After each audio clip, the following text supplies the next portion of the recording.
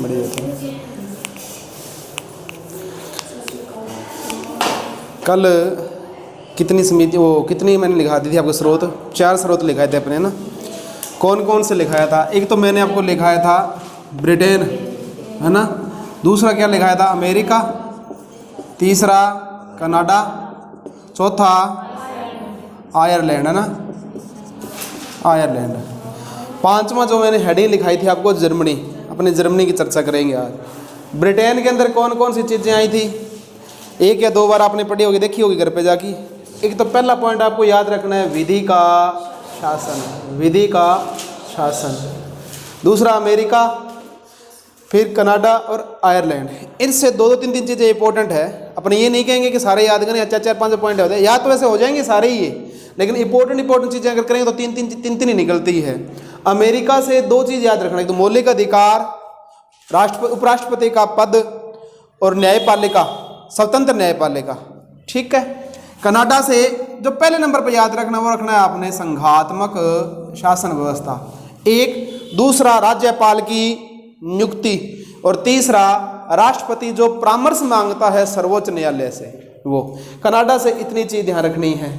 Ireland से या Iceland से पहला नीति नेतृत्व, दूसरा राज्यसभा में जो राष्ट्रपति मनोनीत करता है वो, और तीसरा राष्ट्रपति का निर्वाचन मंडल। अब आता है अगला पॉइंट जो आपने लिखना है आज, वो लिखना है जर्मनी। हमने जर्मनी से क्या क्या चीज ग्रहण की है।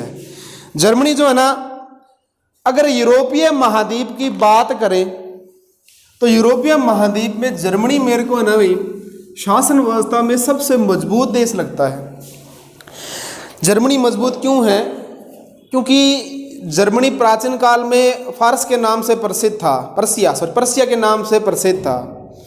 प्रथम विश्व युद्ध में जब 2 गुट आपस में लड़ रहे थे, एक तो पहला गुट बना मित्र राष्ट्र का, ठीक है, और दूसरा जो गुट बना वो जर्मनी के अधीन के ही देश थे, जैसे जर्मनी, ऑस्ट्रिया, पोलैंड वगैरह ये देश थे।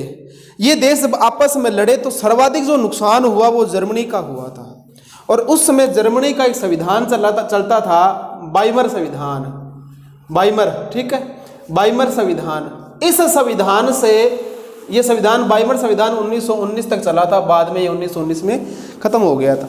इस वाइमर संविधान से हमने क्या लिया है? आपातकाल ली है। क्या लिया है? आपातकाल। यानी भारतीय संविधान के अंदर जो आपातकाल की व्यवस्था है वो हमने जर्मनी के वाइमर संविधान से लिया है। तो मैं आपको ये बता रहा था कि जर्मनी मेरे को क्यों बढ़िया लगता है। 1919 के प्रथम विश्व युद्ध जब समाप्त होता है तो यूरोप महाद्वीप का एक देश है जर्मनी, जो सर्वाधिक बर्बाद हो चुका था, यानी सबसे ज़्यादा किसी को नुकसान हुआ था वो हुआ था जर्मनी को, और बहुत ज़्यादा आर्थिक और सामाजिक रूप से इसका नुकसान हुआ है। 20 साल के बाद इतनी इसकी आर्थिक स्थिति कमज़ोर हो गई थी, लेकिन इसने अपने आप को इतना मौजूद बनाया कि 20 साल में ये दोबारा ताकतवर देश बन गया था। 20 साल में क्या ये दोबारा ताकतवर देश बन गया, और दोबारा ताकतवर देश बनने के बाद देखिए 1939 के अंदर फिर ये दूसरे विश्व युद्ध के अंदर कूद गया। तो यहाँ ना एक व्यक्ति आया था हिटलर, उस हिटलर ने जर्मनी को क्या किया था? मजबूत किया था। हिटलर तानाशाही था भाई। हिटलर क्या था? तानाशाही, जिसके खुद के नियम थे और खुद के कानून थे। वहाँ लोकतंत्र नहीं था। जो नियम हिटलर ने बनाए वही नियम लागू हुए, और अगर कोई नियम नहीं मानता तो हिटलर उसको क्या कर देता था? मार देता था, है ना। तो इतना ताकतवर हिटलर उभर आया, और जर्मनी के उसने 20 साल में जर्मनी को बहुत मजबूत देश बना दिया। फिर 1939 से लेकर 44 तक जब दूसरा युद्ध समाप्त हुआ, उसमें सर्वाधिक बर्बादी किसकी हुई है? इसी जर्मनी की फिर हुई। जर्मनी हार गया इस युद्ध में, हिटलर मर गया और बर्बादी हुई 1944 में। और आज देखिए पिछले 60-70 सालों में जर्मनी फिर उभर कर आ गया है और यूरोप का सबसे ताकतवर, आर्थिक रूप से और सेना के रूप में ताकतवर देश बन चुका है। इसलिए जर्मनी का जो है ना, पूरे यूरोपीय महाद्वीप को देखें तो जर्मनी सबसे बढ़िया। अपने भारत के साथ उसके संबंध कैसे हैं, कैसे उस पर अपने चर्चा नहीं कर रहे, लेकिन इसने जो अपनी आर्थिक सुधार या आर्थिक उभार लेकर आया अपने उसकी बात कर रहे हैं। जर्मनी और फ्रांस। फ्रांस एक ऐसा देश है जो बहुत ही परिवर्तनवादी है, बहुत ही क्या है? परिवर्तनवादी है, और रूढ़िवाद है ना जो, उसको तो बहुत जल्दी वो समाप्त करता है। तो फ्रांस की जनता ऐसी है कि वो हर 5 साल के बाद परिवर्तन चाहते हैं, और है ना वो अपनी जो परंपरा है उस पर ज़्यादा हावी रहते हैं। वहाँ पे ना किसी दूसरे देश या दूसरे धर्म को हावी नहीं होने देते। और वो लोग ऐसे लोग हैं कि वो दूसरे देश के अगर कोई चीज़ें गलत है, धर्म की कोई चीज़ें गलत है, तो उसकी आलोचना करने में झिझकते नहीं है। अभी थोड़े दिन पहले ना एक ये विषय आया था, फ्रांस के एक ना स्कूल के अंदर एक टीचर ने मोहम्मद जो है ना वो मुसलमानों का जो है उनके बारे में कुछ टिप्पणी कर दी थी, तो ये काफ़ी विवाद बना था ये। तो वो ऐसे लोग हैं कि वो अपनी परंपरा को सर्वश्रेष्ठ मानते हैं, अपने धर्म को सर्वश्रेष्ठ मानते हैं। कौन से? फ्रांस वाले लोग। जर्मनी वाले लोग जो हैं ये अपने आप को आर्य मानते हैं। अपने आप क्या मानते हैं? आर्य। ये कहते हैं कि आर्य दो लोग दो जगह बसते हैं, एक तो जर्मनी में और दूसरा भारत के अंदर। भारत के अंदर हिटलर हमेशा ही बोलता था जिसकी आंखें नीली है उसी को जीने का अधिकार है, यानी जो आर्य है उसी को जीने का अधिकार है। तो इसने अपने देश के अंदर सब सर्वाधिक यहूदियों को मारा था। जो यहूदी समुदाय के जो लोग थे ना उनको सर्वाधिक मारा था। किसने? हिटलर ने। ये कहता जर्मनी में इनको रहने का अधिकार नहीं है। कार्ल मार्क्स नाम सुना है क्या आपने? कार्ल मार्क्स नाम सुना ना? कार्ल मार्क्स भी क्या था? यहूदी था। उसने भी उस समय जर्मनी को छोड़ दिया था। ठीक है, तो जर्मनी से हमने क्या चीज़ ली है? आपातकाल ली है। पहला पॉइंट तो यही लिख लो, जर्मनी से आपातकाल। इसमें आगे लिखो 1919 के जर्मनी हेडिंग दीजिए और फिर आगे क्या लिखना है? आपातकाल। इसमें लिखो जर्मनी से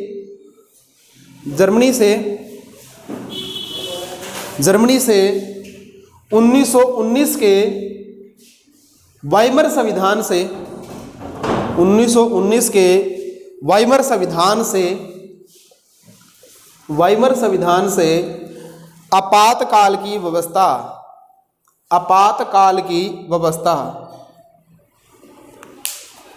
व आपातकाल के दौरान मूल अधिकारों का स्थान।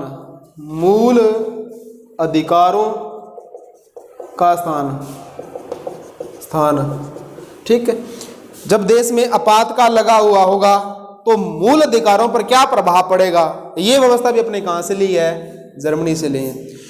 कौन कौन से मूल अधिकार निरस्त हो जाएंगे, कौन कौन से मूल अधिकार रहेंगे आपातकाल के दौरान, इस पे जो अपन चर्चा करें जब मूल अधिकार करवाएंगे। लेकिन कौन से निरस्त होंगे और कौन से निरस्त नहीं होंगे, ये व्यवस्था भी हमने कहाँ से ली है? जर्मनी के संविधान से ली है। ये चीज़ ध्यान रखना, ये ना किसी भी बुक में नहीं मिलता जल्दी से कि आपातकाल के दौरान मूल अधिकारों का जो स्थान रहता है वो प्रतिबंध हो जाते हैं, निरस्त हो जाते हैं, या क्या उनकी स्थिति रहती है। ये ना किस देश के संविधान से लिया गया है? जर्मनी के संविधान से लिया गया है। लेकिन अपने मूल अधिकार अपने कहाँ से लेकर आए हैं? कल बताया था मैंने, मौलिक अधिकार अपने कहाँ से लिए हैं? अमेरिका से।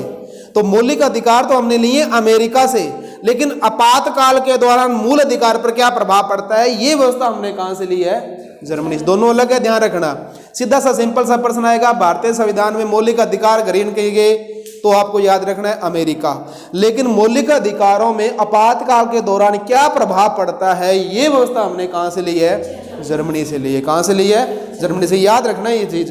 ठीक है, अगला पॉइंट लिखो। ये एक ही चीज है, जर्मनी मुख्य एक ही चीज रखनी है आपको। अगला पॉइंट हेडिंग दीजिए जापान। अगला हेडिंग दीजिए जापान। जापान से हमने क्या चीज ली है? अनुच्छेद जो 21 है, अनुच्छेद 21, उसमें एक व्यवस्था आती है। कौन सी? कानून की स्थापित या विधि की स्थापित प्रक्रिया। कानून की या विधि की स्थापित प्रक्रिया, ये हमने कहाँ से ली है? जापान से ली है। तो लिख दो जापान, लिख के जापान, इसमें लिखो विधि या कानून की स्थापित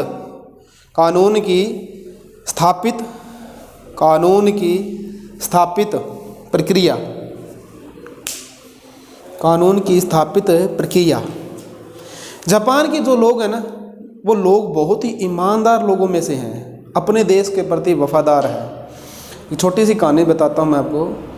दिल्ली के ना एक संत थे, अवधेश नाम से। वो ना जापान गए थे, काफ़ी समय पहले की बात है। वो जापान गए थे, और वो जापान गए थे जो अपने ये पानी वाली जहाज़ होती है ना, बोट, उस पर गए थे। तो रास्ते में इनका जो ना उस जहाज़ से बैग चोरी हो गया। बैग क्या हो गया? चोरी हो गया। और ये जैसे जापान एयरपोर्ट पे सॉरी उस पे उतरे ना, बोट से वहाँ पे बंदरगाह पे उतरे जापान के अंदर, तो वहाँ इनको बहुत भूख लगी हुई थी। ठीक है, तो भूख लगी, इनका मन लचकाया भी, ये जो मैं बाहर निकला हूँ वहाँ पे जो केले की जो शॉप वगैरह थी कोई, तो इनका मन कर रहा था कि मैं क्या करूँ, केले खा लूँ। तो यूँ ही बातों बातों से एक दुकानदार से इनकी बात शुरू हो गई। तो इन्होंने कहा कि मेरे केले खाने का बहुत मन है, ठीक है, लेकिन मैं खा नहीं सकता क्योंकि मेरे पास पैसे नहीं, और मेरा बैग जो है वो चोरी हो गया। मुझे जहाँ पहुँचना है वहाँ पहुँचने के बाद वो लोग मेरी सारी सुविधा या सारी वस्तु मुझे प्राप्त कर देंगे, लेकिन अभी तक वहाँ मेरे को पहुँचने में समय लगेगा, लेकिन मुझे भूख लगी हुई है, लेकिन मैं खा नहीं सकता क्योंकि मेरे पास पैसे नहीं है। तो वो जो जापान का जो केले बेचने वाला जो दुकानदार था, उसने एक बात कही, उसने कहा कि महाराज आप ये केले भी ले लो 2 किलो, और वहाँ तक जाने के पैसे भी ले लो, लेकिन मैं आपसे हाथ जोड़ के विनती करता हूँ, आप इंडिया में भारत जाके ये मत कह देना कि जापान के लोग चोर हैं, क्योंकि इससे मेरे देश की क्या होगी, बदनामी होगी। और अगर हम होते तो वहाँ प्योड़ा सी मनु दस वो बंदा हो सकता है, वो चोर हो सकता है साढ़े वाला, है ना। हम कैसे हैं, हम लोगों पर इल्छन मतलब जल्दी से क्या करते हैं, आरोप लगा देते हैं, बगैर सूचना बगैर जांच के हम आरोप लगा देते हैं। ये फर्क है भारत का और जापान है। बिल्कुल, उनको जापानी भाषा, तभी तो वो जापान जा रहे हैं ना। देखिए, अगर आप कोई दूसरे देश में जा रहे हो और आपका कोई प्रोग्राम धार्मिक प्रोग्राम है, तो आप या तो वहाँ इंग्लिश बोलोगे और या वहाँ क्या उनकी लोकल भाषा बोलोगे। तो ये अपने तो चलो मैंने आपके साथ हिंदी में वार्तालाप की, वहाँ उन्होंने वो जापानी भाषा में वार्तालाप की थी। ये मैंने एक दिन है ना ये वीडियो देखी थी, ये पुरानी वीडियो थी उनकी, वो वीडियो देखी उन्होंने, मतलब उस वीडियो में बता रहे थे कि अपने और भारत के लोगों में और जापान के लोगों में क्या अंतर है। जापान देखिए बिल्कुल है ना, ये मान के जब बंदरगाही देश है एक प्रकार से, बहुत ज़्यादा भूकंप आते रहते हैं, चारों ओर उसके पानी है, दलदली भूमि है उसकी, लेकिन फिर भी देखिए आर्थिक रूप से कितना मजबूत है, क्योंकि वहाँ की जनता है ना, वहाँ की जनता भ्रष्टाचार नहीं है। हमारे राजनीति के अंदर एक विचारक है मैकियावेली, वो बोलता है हमेशा ही कि जिस देश में भ्रष्टाचार ज़्यादा होता है, लोग अपने कर्तव्य से विमुख हो जाते हैं, कर्तव्य नहीं करते, वहाँ हमेशा ही कौन सा शासन बढ़िया होना चाहिए, तानाशाही शासन बढ़िया होना चाहिए। वहाँ जो तानाशाही लोग हैं ना, वो ही सही कर सकते हैं भ्रष्टाचारियों को, और भारत में जरूरत थी इसकी, क्योंकि भारत मिज में है, भ्रष्टाचार भारत में काफ़ी है, तो भ्रष्टाचार को निदान तानाशाही शासन बढ़िया है। जापान के लोग अपने देश के प्रति कर्तव्य से हैं, कर्तव्य ज़्यादा करते हैं, उनका मतलब है ड्यूटी इज ड्यूटी, कर्तव्य करो, भगवान अपने आप आपका साथ देगा। हमारे यहाँ थोड़ा सा उल्टा है ना। तो जापान विधि का शासन या कानून की स्थापित प्रक्रिया, एक अपने फ्री रहना ज़्यादा पसंद करते हैं। जापान के लोग फ्री रहना पसंद नहीं करते, वो काम करते रहते हैं। जापान के लोग पता क्या कहते हैं, जापान के लोग ये कहते हैं सुबह घर से निकल जाओ, बछड़े खा के शाम को घर पे वापस आ जाओ, लेकिन घर से निकलो, घर पे पड़े मत रहो, है ना। अपने ना कई ऐसे लोग हैं 7 दिन फ्री रहते हैं, फिर भी संडे को 8 घंटे सोते हैं। ऐसे ऐसे लोग हैं अपने देश के अंदर, ऐसे ऐसे अपने आसपास मिल जाएंगे, 7 दिन फ्री है और फिर भी संडे कहते हैं आज संडे मना आशा, है ना। तो ये लोग भी अपने यहाँ। चलो आगे लिखिए, फ्रांस। हाँ एक ही चीज़ है उसमें एक ही चीज़, विधि का या कानून की स्थापित प्रक्रिया। फ्रांस में लिखो, फ्रांस का ना चौथा गणतंत्र शासन बना था 1949 के अंदर। यानी मैंने बताया ना कि फ्रांस के लोग कैसे हैं, परिवर्तनवादी हैं। फ्रांस के लोग कैसे हैं, परिवर्तनवादी, परिवर्तन करते रहते हैं। संविधान बनाया, कोई चीज़ अच्छी नहीं लगी ना, ये नहीं कि उसमें परिवर्तन करें, पूरा संविधान को ही काट देंगे, दोबारा लिखेंगे। 1791-92 में संविधान, पहला संविधान लिखा गया फ्रांस का, जब फ्रांस की क्रांति हुई थी उसके आसपास, फ्रांसीसी क्रांति हुई थी 1789 के अंदर। इस क्रांति के बाद में वहाँ लोकतंत्र स्थापित किया गया और पहला संविधान लिखा गया 1791-92 में, और 1949 के अंदर फ्रांस का चौथा संविधान लिखा गया। फ्रांस का क्या लिखा गया, चौथा संविधान। और इस चौथे संविधान से, जब फ्रांस का चौथा संविधान लिखा गया, तो इससे हमने गणतंत्र व्यवस्था स्थापित की थी भारत के अंदर। यानी हमने फ्रांस से क्या चीज़ ग्रहण की है, गणतंत्र व्यवस्था। फ्रांस से क्या चीज़ ली हमने, गणतंत्र व्यवस्था या गणतंत्रात्मक शासन या गणतंत्र व्यवस्था। गणतंत्र क्या चीज़ होती है, गणतंत्र का मतलब है जो राष्ट्र का अध्यक्ष है, अब अपने देश का अध्यक्ष कौन है, राष्ट्र का अध्यक्ष कौन है, अपने देश का राष्ट्र का अध्यक्ष कौन होगा, राष्ट्रपति। मैंने बताया था ना आपको, राष्ट्रपति पहला व्यक्ति होता है, सर्वोच्च व्यक्ति होता है, प्रथम नागरिक होता है, तो वो राष्ट्र का अध्यक्ष है। तो गणतंत्र का मतलब या गणतंत्र का मतलब होता है जो राष्ट्र का अध्यक्ष है वो जनता द्वारा प्रत्यक्ष या अप्रत्यक्ष रूप से निर्वाचित होता हो। ठीक है, भारत एक गणतंत्र है क्योंकि भारत का राष्ट्रपति जनता द्वारा अप्रत्यक्ष रूप से निर्वाचित होता है। तो जिस राज्य का अध्यक्ष या जिस राष्ट्र का अध्यक्ष जनता द्वारा निर्वाचित होता हो उसे गणतंत्रात्मक या गणतंत्र व्यवस्था कहते हैं। तो गणतंत्र व्यवस्था कौन सी होगी? जिसका राष्ट्र अध्यक्ष जनता द्वारा निर्वाचित होता हो। भारत का जो राष्ट्रपति है, राष्ट्र का अध्यक्ष है, वो जनता द्वारा निर्वाचित होता है अप्रत्यक्ष रूप से। कैसे? जनता किसको चुनती है? एमपी को और एमएलए को, और ये एमएलए और एमपी दोनों मिलकर किसको चुनते हैं? राष्ट्रपति को। तो राष्ट्रपति का चुनाव जनता करती है अप्रत्यक्ष रूप से, यानी अपना प्रतिनिधि चुन लिया, उन प्रतिनिधियों को राष्ट्रपति चुनेगा। तो राष्ट्र का अध्यक्ष कैसे होता है? जो जिस राष्ट्र का अध्यक्ष चुना जाता है, जनता द्वारा चुना जाता है, उसे बोलते हैं गणतंत्रात्मक। और ये व्यवस्था हमने कहाँ से ली है? फ्रांस से। और फ्रांस के कौन से संविधान से ली है? चौथे संविधान से ली है। फ्रांस में अब तक कितने संविधान लिखे गए हैं? 4 संविधान। मैंने आपको बताया ना, फ्रांस के लोग कैसे हैं? फ्रांस के लोग परिवर्तनवादी है। संविधान में कोई चीज़ गलत दिखी, पूरे संविधान को काटा मार के नए सिरे से लिखा जाएगा। हम इसको नहीं मानते, हम नए सिरे से लिखेंगे। तो ऐसे करके उन्होंने 4 बार लिख लिए। और अब कभी भी आगे आने वाले समय में उन्होंने कोई होगी ना दिक्कत होगी, तो ये काटा मार के 5वां 6वां 7वां से लिखते जाएंगे। क्योंकि मैंने क्या बताया, फ्रांस के लोग सर्वाधिक परिवर्तनवादी लोग हैं। और परिवर्तन कैसा? रेडिकल परिवर्तन, एकदम से परिवर्तन करते हैं। ये नहीं धीरे धीरे परिवर्तन करो, नहीं, पूरा काटा मारो, नई चीज़ लिखेंगे, चाहे अच्छी है चाहे बुरी है, उसमें से उठा लेंगे वो चीज़ वैसे वैसे, लेकिन लिखेंगे दोबारा, है ना, कॉपी पेस्ट नहीं करते। चलो आगे लिखो, इसमें लिखो फ्रांस। फ्रांस में लिखो सन 1949 के गणतंत्र संविधान से, फ्रांस के 1949 के गणतंत्र संविधान से गणतंत्रात्मक व्यवस्था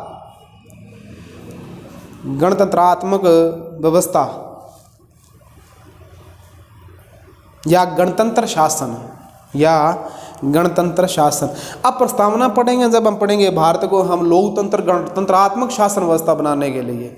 तो गणतंत्रात्मक का मतलब क्या होता है? जिस देश का राष्ट्र का अध्यक्ष जनता द्वारा निर्वाचित होता हो, अप्रत्यक्ष या प्रत्यक्ष रूप से। अमेरिका गणतंत्र है या नहीं है? अमेरिका गणतंत्र है या नहीं है? अमेरिका गणतंत्र है, क्योंकि अमेरिका का राष्ट्रपति क्या होता है? जनता द्वारा चुना जाता है, और अमेरिका का राष्ट्रपति ही अमेरिका का राष्ट्र अध्यक्ष है, तो वो जनता द्वारा चुना जाता है। ब्रिटेन गणतंत्र है या नहीं है? ब्रिटेन नहीं है, क्योंकि ब्रिटेन का राष्ट्र अध्यक्ष वहाँ का राजा होता है। अब वहाँ कौन होता है? राजा होता है। वहाँ का राजा है, वो वंशवाद के आधार पर बनता है। तो ब्रिटेन क्या है? गणतंत्रात्मक नहीं है। लेकिन ब्रिटेन लोकतंत्रात्मक है। ब्रिटेन क्या है? लोकतंत्रात्मक है। ये शब्द आपने नहीं सुने होंगे और सुने भी होंगे। पॉलिटिकल थी क्या बीए के अंदर? बीए के अंदर भी, एमए के अंदर भी, +1 के +2 सब में पॉलिटिकल है। लेकिन ये शब्द जैसे ही आ रहे हैं, जैसे आप मेरे मुंह की तरफ ऐसे गौर से देख रहे हैं, जैसे पता नहीं क्या बोल रहा है, ना। कई बच्चों को समझ में नहीं आना, वो मेरी तरफ आंखें निकालने लग जाते हैं ऐसे, पता नहीं क्यों बोलना रहे हो, है ना। वो समझ में खुद को नहीं आ रहा, गलती से मेरे में निकालेंगे, इसको इससे पता क्या बोल रहा है ये, है ना। कोई बात नहीं, आगे चलिए। लिख लिया फ्रांस से गणतंत्रात्मक व्यवस्था। लोकतंत्रात्मक व्यवस्था का मतलब होता है जहाँ शासन किसका हो? लोगों का हो। गणतंत्रात्मक और लोकतंत्रात्मक दोनों समतुल्य है, बराबरी है। गणतंत्र तो आपको ये याद रखना है कि राष्ट्र का अध्यक्ष जनता द्वारा निर्वाचित होता है, और लोकतंत्र उस देश में शासन किसका है? लोगों का या लोगों के प्रतिनिधि का शासन है। लोगों का या लोगों के प्रतिनिधि। अपने देश में कैसा शासन है? अपने देश में क्या शासन है? प्रतिनिधि शासन है ना अपने देश में। हम क्या चुनते हैं? अपने प्रतिनिधि चुनते हैं। अब लोकतंत्र में अपने ये भाषा बोल देते हैं कि लोकतंत्र का मतलब जनता का, जनता के द्वारा, जनता के लिए किया गया शासन है। जनता के लिए तो है, पर जनता द्वारा नहीं होता। जनता क्या करती है? सारी जनता थोड़ी शासन करने बैठ जाती है, वो तो अपना एक प्रतिनिधि चुनती है। और प्रतिनिधि कैसे? फर्स्ट पास्ट द पोस्ट, जो ज़्यादा वोट ले गया। अब मान लो सपोज कीजिए एमपी के चुनाव हो रहे हैं, लोकसभा के। 2 पार्टियां मुख्य रूप से चुनाव लड़ रही है, कांग्रेस और बीजेपी की। मान लो बीजेपी का कोई सांसद जीत गया, कोई व्यक्ति जीत गया, और उसे वोट मिले हैं 100 में से 55 वोट मिले हैं। 45 वोट जो है वो किसके पास गए? कांग्रेस के व्यक्ति के पास गए हैं। तो कांग्रेस, जिस व्यक्तियों ने कांग्रेस को वोट दिया है, उनका प्रतिनिधित्व नहीं गया। किनका व्यक्ति? जिन्होंने बीजेपी को वोट दिया। लेकिन वो जीतने के बाद में उन 100 के 100 लोगों का प्रतिनिधि करता है। ये भारत के अंदर प्रतिनिधि व्यवस्था है, ठीक है। First past the post. प्रतिनिधि शासन करते हैं, जनता स्वयं शासन नहीं कर सकती है कि जनता सारी है। भारत में 121 करोड़ कितने करोड़ जनसंख्या, 135 के आसपास होगी, है ना, 135 करोड़ जनसंख्या होगी भारत में। और भारत कितनी तेज गति से विकसित हो रहा है ना इस मामले में। चाइना को पीछे छोड़ देंगे अपने? चाइना कहता है कि हमसे आगे निकल के दिखाओ, तो भारत वाले कहते हैं तकनीक तो हमें पता नहीं है, पर मानस आबादी में हम आगे निकल जाएंगे, है ना, मनुष्य की आबादी हम इतनी बढ़ा लेंगे कि हमसे आपसे आगे निकल जाएंगे। और फिर हम कौन सा युद्ध करेंगे? द्वंद्व युद्ध करेंगे। जो प्राचीन महाभारत और रामायण में होते थे ना, कुश्ती होती थी, उनसे युद्ध करेंगे, फिर देखना कौन जीतता है कौन नहीं जीतता ना। ठीक है, आगे लिखिए। ऑस्ट्रेलिया, या उससे पहले दक्षिण अफ्रीका लिख लो। दक्षिण अफ्रीका एक ही लिखना है। दक्षिण अफ्रीका में संविधान संशोधन व्यवस्था, हाँ फ्रांस का एक ही लिखना है, और दक्षिण अफ्रीका का भी एक ही है। दक्षिण अफ्रीका। इससे हमने किया संविधान संशोधन की प्रक्रिया। संविधान संशोधन की प्रक्रिया, इस संविधान में समय समय के अनुसार संशोधन किया जाएगा। ये व्यवस्था कहाँ से ली गई है? हमने दक्षिणी अफ्रीका में, दक्षिण अफ्रीका। ठीक है, उसके बाद अगला पॉइंट लिखो ऑस्ट्रेलिया। अगला पॉइंट लिखो ऑस्ट्रेलिया। हमने ऑस्ट्रेलिया से क्या क्या चीज़ ग्रहण की है? ऑस्ट्रेलिया, ऑस्ट्रेलिया से नंबर 1 लिखो प्रस्तावना की भाषा। प्रस्तावना की भाषा, प्रस्तावना की भाषा, प्रस्तावना की भाषा। ये प्रस्तावना कहाँ से ली गई है? अमेरिका से। प्रस्तावना कहाँ से ली गई है? अमेरिका। कल अपने चर्चा की थी ना इसमें, प्रस्तावना कहाँ से ली गई? अमेरिका की। अगर ये पूरी लाइन आ जाए प्रस्तावना की भाषा, तो अब क्या याद रखना है? ऑस्ट्रेलिया। अगर सीधी प्रस्तावना पूछ रहा है तो अमेरिका। सीधी प्रस्तावना पूछ रहा है तो अमेरिका। प्रस्तावना की अगर भाषा पूछ रहा है तो ऑस्ट्रेलिया। नंबर 2 लिखना समवर्ती सूची। समवर्ती सूची, नंबर 2 लिखो समवर्ती सूची। समवर्ती सूची, ये मैंने कल आपको बताई थी ना, कितनी सूचियां? 3 सूची, संघ सूची, राज्य सूची और समवर्ती सूची। ठीक है, अब इस समवर्ती सूची के अंदर जो विषय बनेंगे या जो कानून बनाए जाएंगे, वो कानून संघ व राज्य दोनों मिलकर बनाएंगे। संघ व राज्य दोनों मिलकर बनाएंगे। लेकिन अगर दोनों के बीच में विवाद हो जाए, संघर्ष हो, तो किसका निर्णय अंतिम माना जाएगा? केंद्र का माना जाएगा। यानी केंद्र ने जो फैसला कर दिया वो माना जाएगा। जैसे समवर्ती विषय का, समवर्ती सूची का एक विषय आता है आपकी शिक्षा। कौन सी आती है? शिक्षा। अब ये शिक्षा जो विषय है ना, ये समवर्ती सूची का है। केंद्र व राज्य दोनों मिलकर इसमें कानून बनाते हैं, लेकिन अंतिम निर्णय किसका होगा?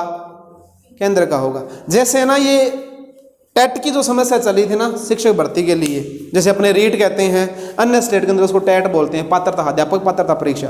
ये जो लफड़ा शुरू किया था ये केंद्र ने शुरू किया है। राज्यों ने बहुत सारी कोशिश की कि इसको लागू ना करें, लेकिन अपने भी टेट ही बोलते थे, बाद में उसको रीट बोलने लगे। हाँ, तो केंद्र ने जब ये लागू की, राज्यों ने प्रयास किया कि इसको लागू ना करें, तो टाल मटोल करते रहे, लेकिन अंत में आके राज्यों को ये चीज़ माननी पड़ी और प्रत्येक राज्य में अध्यापक पात्रता परीक्षा आयोजित करवाई जाने लगी। हर स्टेट के अंदर एक अलग व्यवस्था बनाई गई, लेकिन जो नियम NCERT ने जारी कर दिए थे वो नियम पूरे भारत को मानने पड़े, क्योंकि ये विषय कौन सा है? शिक्षा संवर्तिक है। पहले ये राज्य सूची का विषय हुआ करता था 1976 से पहले। 1976 में इसको कहाँ बना दिया? समवर्ती सूची के अंदर बना दिया गया है। तो 2 हो गए, पहला प्रस्तावना की भाषा, दूसरा समवर्ती सूची। तीसरा पॉइंट लिखो इसके अंदर साधारण विधेयकों पर संसद का संयुक्त अधिवेशन। संसद का साधारण विधेयकों पर, विधेयक समझ में नहीं आता ना तो बिल लिख लो या कानून लिख लो, ब्रैकेट में इसके बिल या कानून कर लो। साधारण विधेयक, बिल या कानून, ठीक है। उस पर संसद का संयुक्त अधिवेशन, दोबारा बोल देता हूं, साधारण विधेयकों पर संसद का संयुक्त अधिवेशन। संसद का संयुक्त अधिवेशन, संयुक्त अधिवेशन, इसका अनुच्छेद 108 है। अनुच्छेद 108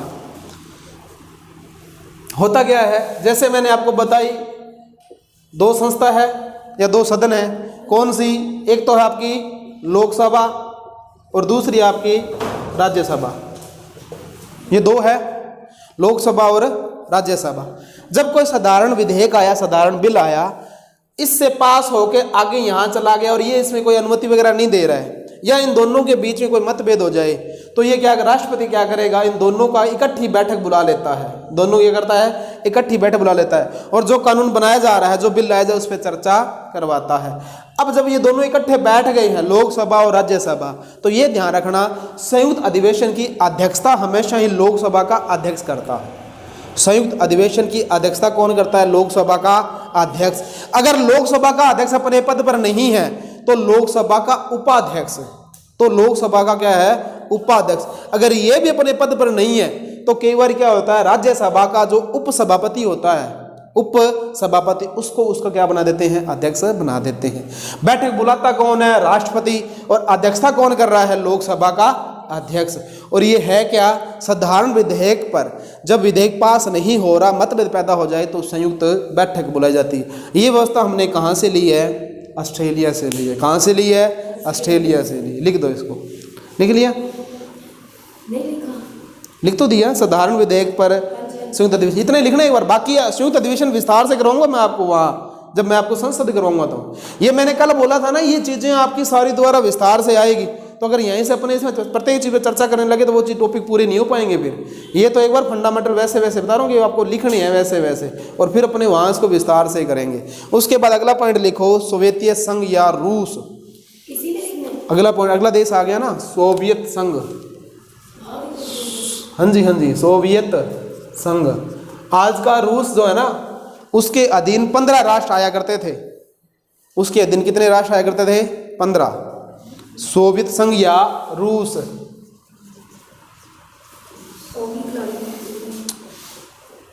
सोवियत संघ या रूस। अच्छा, एक आपने शुरू में अपने 3-4 दिन पहले चर्चा की थी यूके की। उसमें कौन कौन से देश हैं, यूके जिसको क्या बोलते हैं, यूनाइटेड किंगडम बोलते हैं ना। उसमें कौन कौन से देश बताए थे मैंने, एक तो बताया मैंने आपको ब्रिटेन, एक वेल्स, एक आयरलैंड, और एक स्कॉटलैंड, वेल्स और इंग्लैंड, और एक उत्तरी आयरलैंड। उत्तरी आयरलैंड, स्कॉटलैंड, वेल्स और ब्रिटेन, इंग्लैंड, जब ये मिल जाते हैं तो वो बन जाता है यूके। ठीक है, अगर स्कॉटलैंड, वेल्स और इंग्लैंड ये तीनों बनते हैं, तब बनते हैं कौन सा देश, ब्रिटेन। ब्रिटेन एक देश नहीं है, ब्रिटेन एक संस्था है। ब्रिटेन एक देश नहीं है, ब्रिटेन एक संस्था है। उसमें 3 देश हैं, इंग्लैंड है, स्कॉटलैंड है और वेल्स है। और इनके साथ अगर चौथा देश उत्तरी आयरलैंड को जोड़ दें तो वो ये बन जाते हैं यूके। उसी प्रकार सोवियत संघ जो रूस है, इस रूस के आसपास की सीमा लगते हुए 15 राष्ट्र थे, और इन राष्ट्रों मिलकर आपस में क्या बना रखा था, एक संघ बना रखा था। उस संघ का नाम था सोवियत संघ। अभी वर्तमान में यूक्रेन और रसिया का युद्ध चल रहा है। ये युद्ध होने कारण क्या है, ये यूक्रेन है, इस संघ का सदस्य था। इस संघ का क्या था, सदस्य था। उसने इस संघ की सदस्यता तो बहुत पहले छोड़ दी, 1990 के आसपास। लेकिन ये अब इस संघ की सदस्य को छोड़कर कहाँ शामिल हो रहा है, नाटो के अंदर शामिल हो रहा है। जो नाटो अमेरिका के अधीन रहकर एक संधि बनाई गई है, जिसमें वर्तमान 30-31 देश हैं। वर्तमान में शायद 30 देश हो गए उसके अंदर, तो उसमें 30 देश हैं और उनका नेतृत्व अमेरिका कर रहा है। पूरी दुनिया 2 धड़ों में बंटी हुई थी 1945 के बाद, जब शीत युद्ध शुरू होता है। शीत युद्ध के मतलब देश के अंदर, विश्व के अंदर 2 महाशक्तियां पैदा हो गई, एक तरफ रसिया और दूसरी तरफ अमेरिका। अमेरिका के अधीन जितने देश आए उन्होंने एक संगठन बना लिया, नाटो। और ये इन्होंने एक संघ बना रखा, सोवियत संघ ने एक संघ बना रहा था, साफ्टा। तो ये लोग क्या मिलकर क्या कर रहे थे, संघ बना रहा था, जिसे नाम दिया गया था सोवियत संघ। 1990 के बाद में इसके 15 टुकड़े हो गए। रूस आज भी देश है और वो 15 अपने अलग नाम से भी जाने जाते हैं। तो उस समय जो सोवियत संघ था 1947 से लेकर 50 के बीच में, तब इस सोवियत संघ से हमने कौन सी व्यवस्था उठाई है, उस व्यवस्था का नाम है मूल कर्तव्य।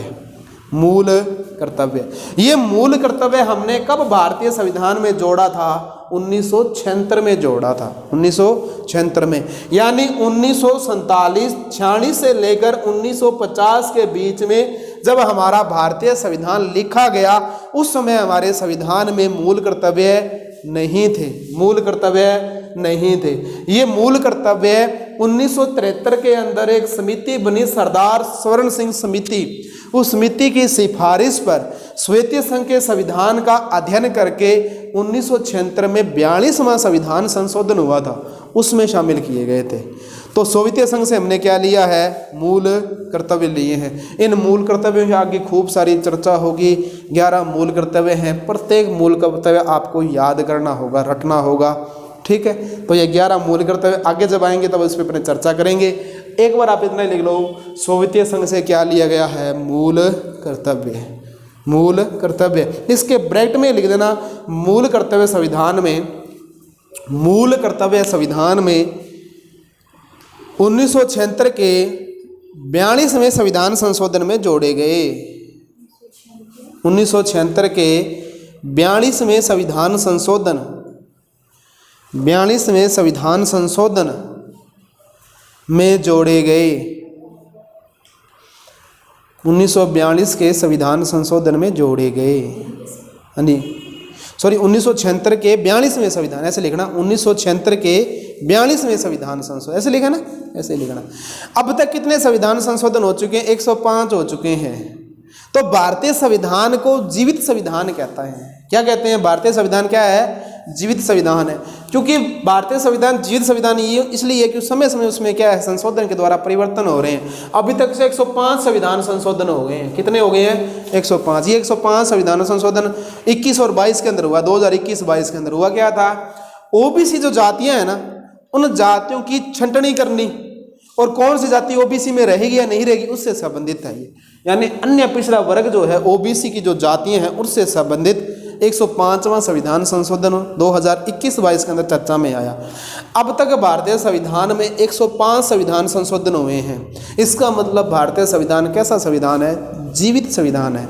मैं आपको संवैधानिक विशेषता करवाऊंगा, संविधान की विशेषता, उसमें अपने इसमें खूब सारी चर्चा करेंगे कि जीवित संविधान कैसे बना है या जीवित संविधान ये कैसे है, ठीक है। सोवियत संघ हो गया। कितने देश हो गए? कितने देश हो गए? 10 देश हो गए। अब देखिए, भारतीय संविधान के अंदर जब संविधान लिखा गया तो 10 देशों के संविधान का अध्ययन किया गया, बड़े बड़े, उनसे चीज़ें जोड़ी गई, और एक 1935 का भारत शासन अधिनियम था, उससे चीज़ें जोड़ी गई। और भारतीय संविधान को इसलिए क्या बोला जाता है कि भारतीय संविधान में विदेशी स्रोत ज़्यादा हैं। भारतीय संविधान में क्या है? विदेशी स्रोत ज़्यादा है, क्योंकि हमने प्रमुख चीज़ें हैं जो कहाँ से संविधान से ली है? विदेशों से ली है ना। ये कंप्लीट हो गया आपका चैप्टर। कौन सा? भारतीय संविधान की विदेशी स्रोत या भारतीय संविधान के स्रोत। अब हेडिंग दीजिए, और बहुत ही गजब की हेडिंग है, संविधान की आलोचना। संविधान की आलोचना, सॉरी संविधान सभा की आलोचना लिखना, संविधान सभा की आलोचना। संविधान की आलोचना मत लिखना, संविधान सभा की आलोचना लिखना। संविधान सभा की आलोचना। जब संविधान बनाया जा रहा था तो उसमें विभिन्न लोगों ने इस पर आलोचना की थी संविधान सभा की। कुछ लोगों ने तो ये कहा कि संविधान क्या है? वकीलों का स्वर्ग है, अर्थात ये इतना व्यापक बना दिया गया कि अगर इसमें कोई शिकायत होती है तो आम जनता को पता नहीं होती, केवल वकीलों को पता होती है। जैसे कोर्ट के अंदर कोई केस लड़े ना, तो वकील करना जरूरी होता है, क्योंकि अपने केस नहीं कर सकते, और वकील के जो दाव पैच होते हैं उसमें आम जनता या जो भी केस करने वाला फंस जाता है वो, तो इसे वकीलों का क्या बोला जाता है? स्वर्ग बोला जाता है। कुछ विद्वानों ने इसे क्या कहा कि ये हिंदुओं की संस्था थी, क्योंकि इसके अंदर कितने सदस्य जो मैंने लिखा है ना आपको, भी मुस्लिम लीग के 73 सदस्य आए थे, और बाकी जो आए वो लगभग क्या थे?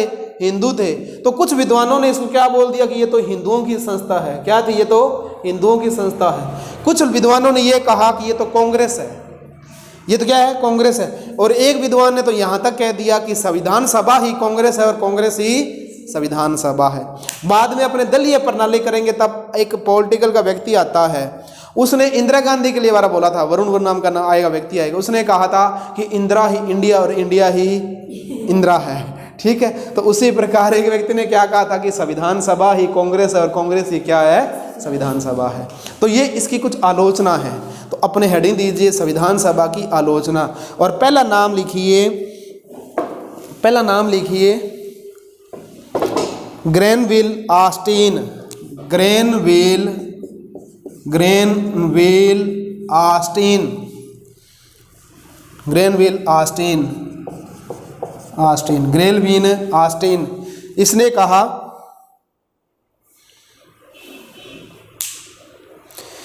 इसने कहा संविधान सभा ही कांग्रेस है।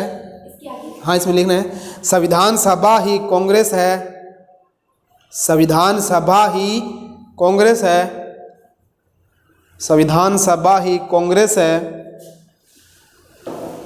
वह कांग्रेस ही संविधान सभा है, वह कांग्रेस ही संविधान सभा है।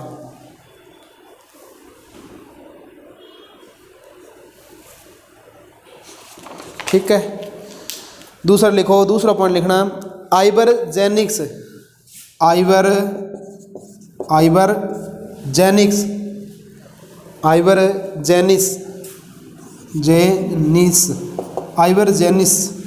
इस आइबरजेनिस ने क्या किया? इसने कहा भारतीय संविधान वकीलों का स्वर्ग है।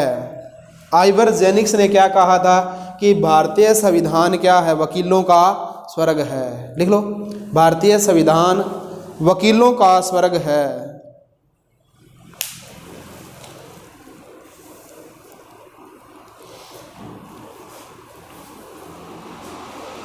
वकीलों का स्वर्ग है। सीधा सा प्रश्न आएगा, जैसे इससे क्या पूछेगा कि ये किसने कहा है कि कांग्रेस ही संविधान सभा और संविधान सभा ही कांग्रेस है? तो ग्रेनविल ऑस्टिन ने कहा है। आइबरजेनिस ने क्या कहा है कि भारतीय संविधान है जो क्या है? वकीलों का स्वर्ग है। उसके बाद अगला जो विचारक आता है लॉर्ड विस्काउंट, लॉर्ड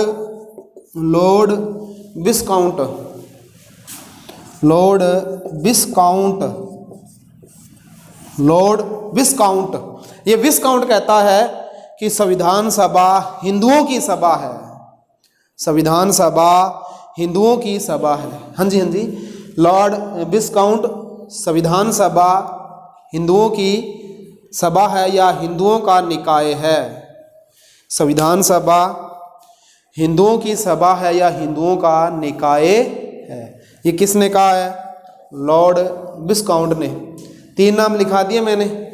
चौथा नाम लिखिए के हनुमंता,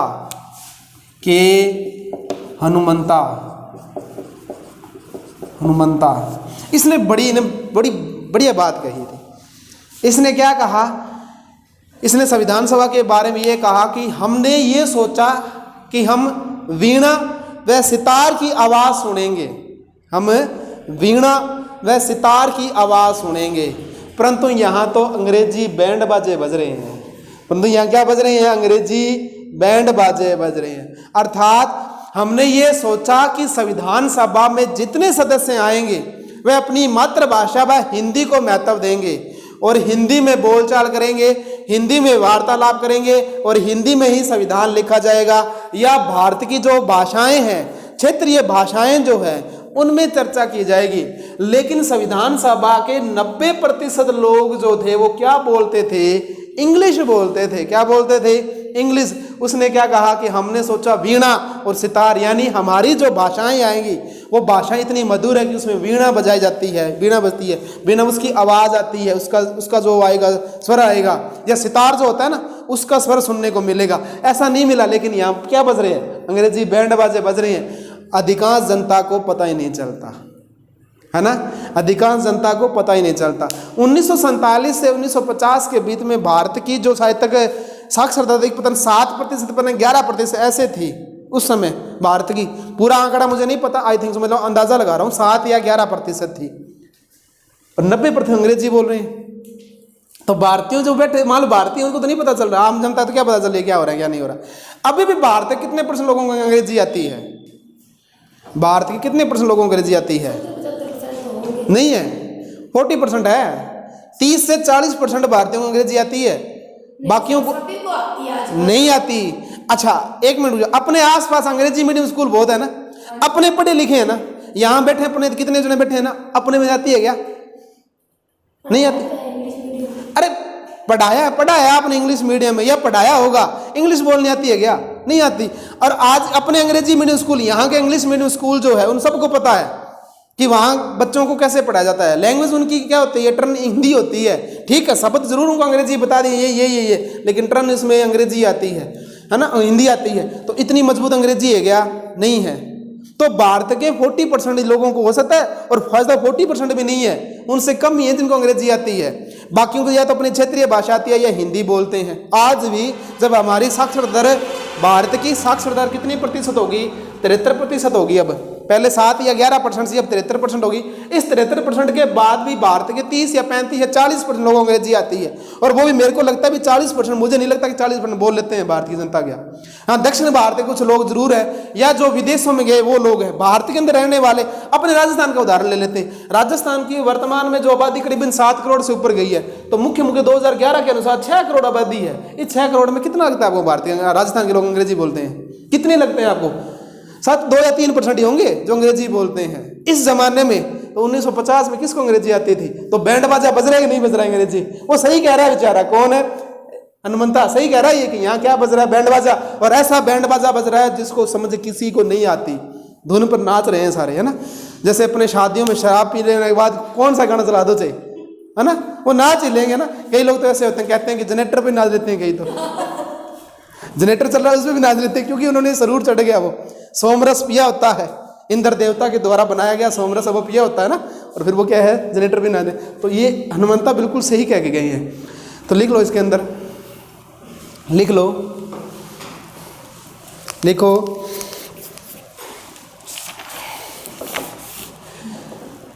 के हनुमंता, लिखो हमें वीणा या सितार का संगीत सुनना चाहते थे। हम वीणा या सितार का संगीत सुनना चाहते थे।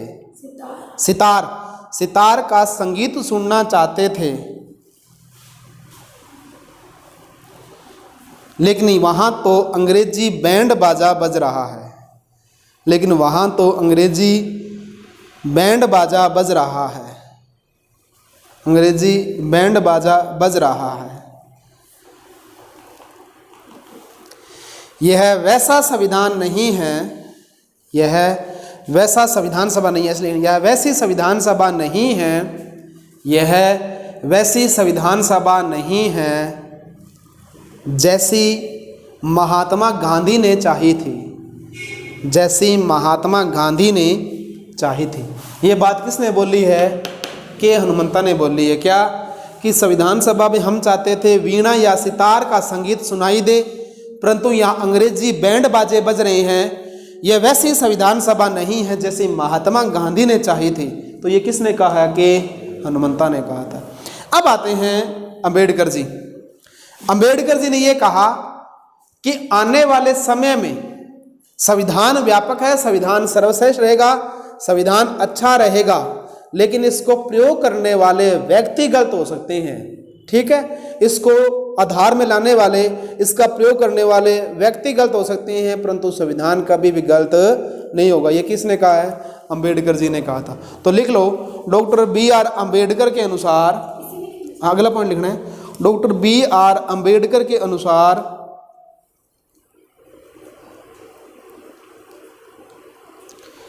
Doctor B.R. अंबेडकर के अनुसार नवीन संविधान के अंतर्गत, नवीन संविधान के अंतर्गत, नवीन संविधान के अंतर्गत अगर स्थिति खराब होती है, अगर स्थिति खराब होती है, स्थिति खराब होती है, तो इसमें संविधान की कमी नहीं होगी या संविधान में कमी नहीं होगी, प्रयोग करने वाले व्यक्तियों की गलतियां होगी। संविधान में कमी नहीं होगी, प्रयोग करने वाले व्यक्तियों में कमी है या गलतियां होगी, या मनुष्य ही खराब होंगे, ऐसे लिख लेना। प्रयोग करने वाले व्यक्तियों से गलती होगी, या व्यक्ति ही गलत होंगे, या व्यक्ति ही गलत होंगे।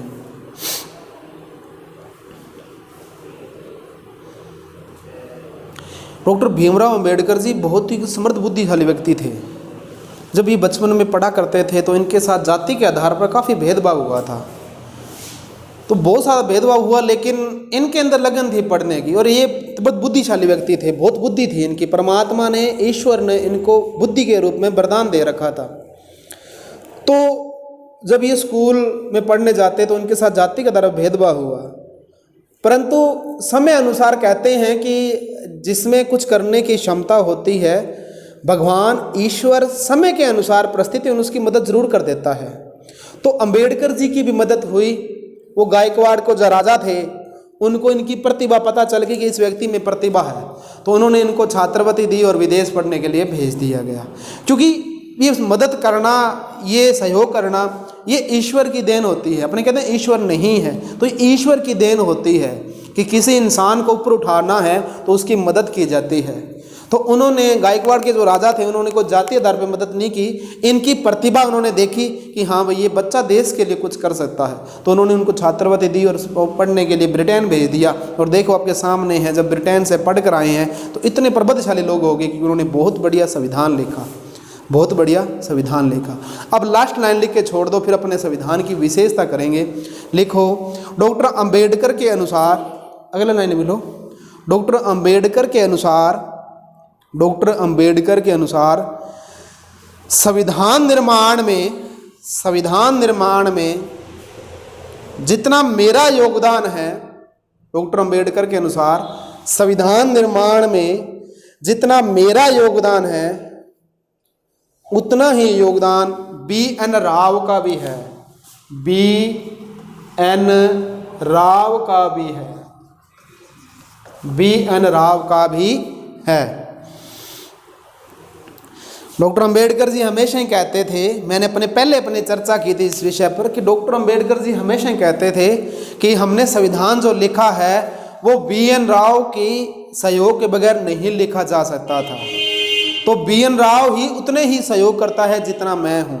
तो संविधान निर्माण में हम दोनों की योगदान बराबर है। ये बात किसने कही? अंबेडकर जी ने कही है बात। B.N. राव ने क्या कहा था? अंबेडकर जी को प्रारूप समिति का अध्यक्ष बनाओ। अंबेडकर ने क्या कहा था कि B.N. राव को प्रारूप समिति का अध्यक्ष बनाओ।